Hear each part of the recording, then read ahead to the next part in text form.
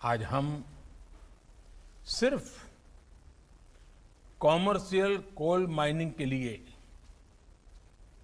Auction ही launch नहीं कर रहे हैं, बल्कि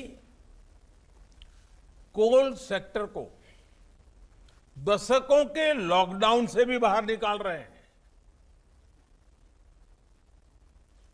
कोल सेक्टर के लॉकडाउन का प्रभाव रहा है, ये मुझसे भी ज्यादा आप सब लोग बेहतर तरीके से जानते हैं। सोचिए, जो देश कोल रिजर्व के हिसाब से दुनिया का चौथा सबसे बड़ा देश हो, जो दुनिया का दूसरा सबसे बड़ा प्रोड्यूसर हो, वो देश कोल का एक्सपोर्ट नहीं कर रहा है, बल्कि हमारा देश दुनिया का दूसरा सबसे बड़ा कोल इंपोर्टर है, कोल आयात करता है। बड़ा सवाल ये है कि जब हम दुनिया के लार्जेस्ट प्रोड्यूसर हैं,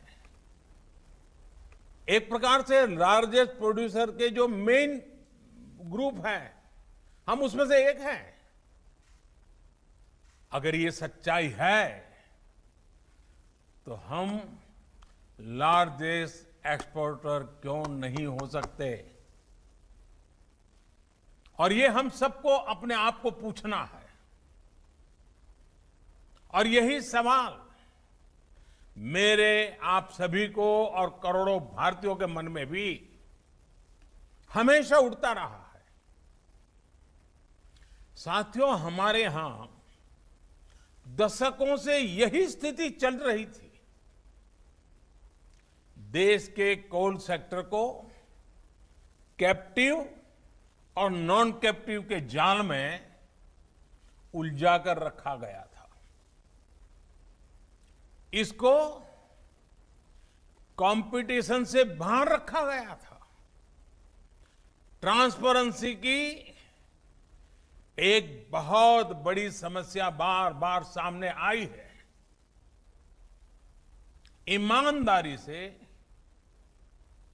ऑक्शन को छोड़िए, कोयला खदानों के अलॉटमेंट में बड़े बड़े घोटालों की चर्चा हर किसी ने सुनी है, हर समय हुई है, हर कोने में हुई है। इस वजह से देश के कोल सेक्टर में इन्वेस्टमेंट भी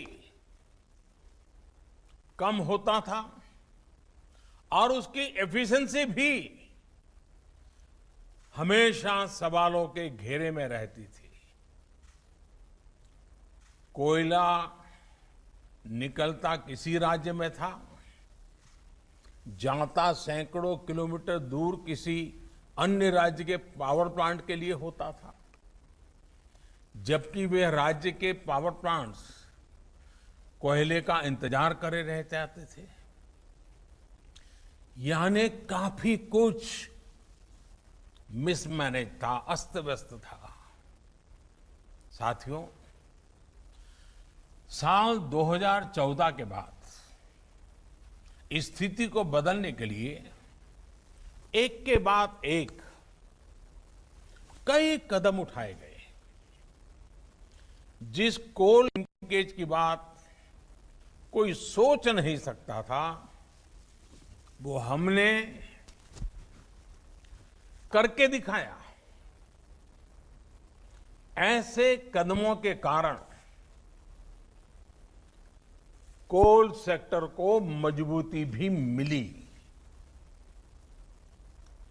आज बड़े बड़े रिफॉर्म्स को एब्सॉर्ब करने की ताकत उसके अंदर आ रही है। अभी हाल में हमने वो रिफॉर्म्स किए जिसकी चर्चा दशकों से चल रही थी, आप लोग भी कर रहे थे। जो अपने आप को एक्सपर्ट कमेंटेटर मानते हैं, वे भी कर रहे थे।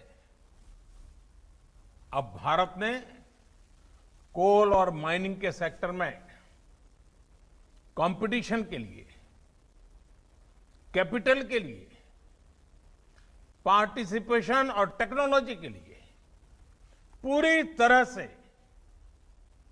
खोलने का बहुत बड़ा फैसला लिया है। इसका भी ध्यान रखा गया है कि जो नए प्लेयर्स, प्राइवेट प्लेयर्स माइनिंग के क्षेत्र में आए, उन्हें फाइनेंस के कारण कोई दिक्कत ना हो, उसका भी ध्यान रखा गया है ताकि नए लोगों को प्रोत्साहन मिले। साथियों, एक मजबूत माइनिंग और मिनरल सेक्टर के बिना सेल्फ रिलायंस संभव नहीं है, क्योंकि मिनरल्स और माइनिंग हमारी इकोनॉमी के इंपॉर्टेंट पिलर्स हैं। अब रिफॉर्म्स के बाद अब कोल प्रोडक्शन, पूरा कोल सेक्टर भी एक प्रकार से आत्मनिर्भर हो पाएगा। अब कोयले के लिए बाजार खुल गया है। जिस सेक्टर को जब जितनी जरूरत होगी वो खरीदेगा। साथियों, जो रिफॉर्म्स के लिए और जो रिफॉर्म्स हमने किए गए हैं, उसका लाभ सिर्फ कोल सेक्टर को ही नहीं, दूसरे अन्य सेक्टरों पर भी पड़ेगा। जब हम कोल प्रोडक्शन बढ़ाते हैं